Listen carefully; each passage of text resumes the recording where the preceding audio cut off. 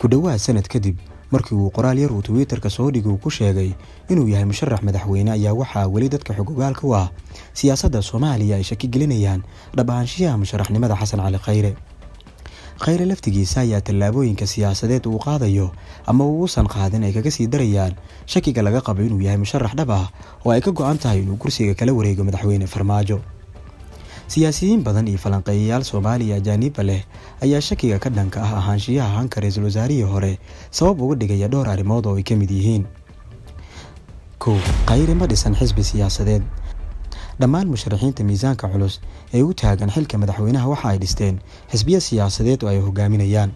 Xasan Sheekh Maxamuud waxa uu madax u yahay xisbiga UDP, Sheekh Shariif Sheekh Axmed waxa uu maamulaa Himilo Qaran, Cabdiraxmaan Cabdishakuur waxa uu dhistay Wadajir, Cabdikariin Xuseen Guuleed waa hogaamiyaha Saanbaad, halka Cabdiqaadir Cusuble uu madax u yahay xisbiga Ilays. inkastoo laga yaabo in xisbi aan lagu galin doorashada, haddana xisbiyada waa madal kulmisa musharaxiinta iyo xubnaha taageersan. sidaa daraadeed musharax kasta waxa uu leeyahay xubno taageersan oo la yaqaano oo ku jira xisbigiisa. ilaa iyo hadda ma naqaan hal siyaasi ama hal xildhibaan oo ku aragti ah Xasan Cali Khayre. qodobka labaad, xiriirka Villa Soomaaliya. ka sokow in shaki la gelinayo musharaxnimadiisa, Xasan Cali Khayre waxa weli lagu xantaa inuu ku xiran yahay Villa Soomaaliya oo uu weli saaxiib qarsoon la yahay madaxweyne Farmaajo iyo Fahad Yaasiin. dadka ra'yigan qaba ayaa sheegaya in kulamo qarsoodi ah uu dhinacyadan dhexmaro inkastoo aan la xaqiijin karin.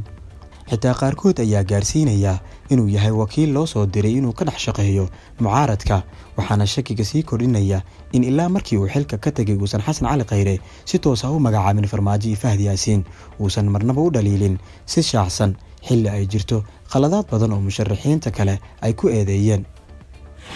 sidee xilka uga degay Khayre?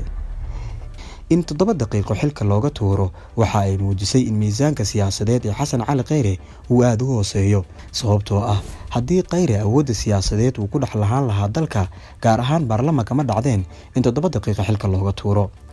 dadka siyaasadda falanqeeya ayaa sidoo kale qaba in arrintan ay meesha ka saarayso rajadiisa ah in la doorto, maadaama la filayo in dib ay u soo laabtaan xildhibaanadii isaga riday 70%, iyagoo isweydiinaya sida xildhibaano ku riday 7 daqiiqo gudahood ay madaxweyne ugu dooran karaan. muddadii uu xilka hayay, saaxiibada siyaasadeed kaliya uu lahaa waxay ahaayeen siyaasiyiinta ugu dhow madaxweyne Farmaajo, taasi oo sababtay inaysan jirin koox siyaasadeed oo iibisa aragtidiisa islamarkaana la fududeeyo caqabadaha siyaasadeed ee haysta. siyaasi aan la aamini karin.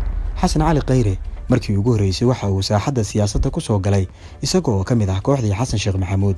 Khayre ayaa ugu dhawaa madaxweyne Xasan Sheekh Maxamuud ilaa heer uu gaaray inuu galo kooxdii ololihiisa madaxtinimada ee ka shaqeynayay 2016.